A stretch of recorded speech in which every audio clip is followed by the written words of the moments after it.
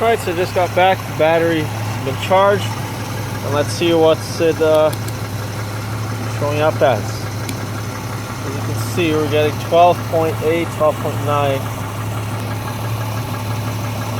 across the battery.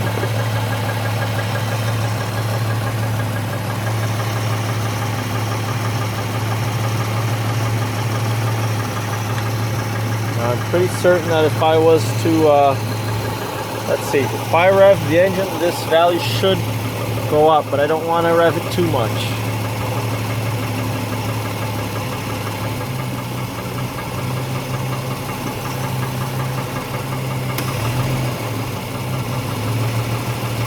See, 13.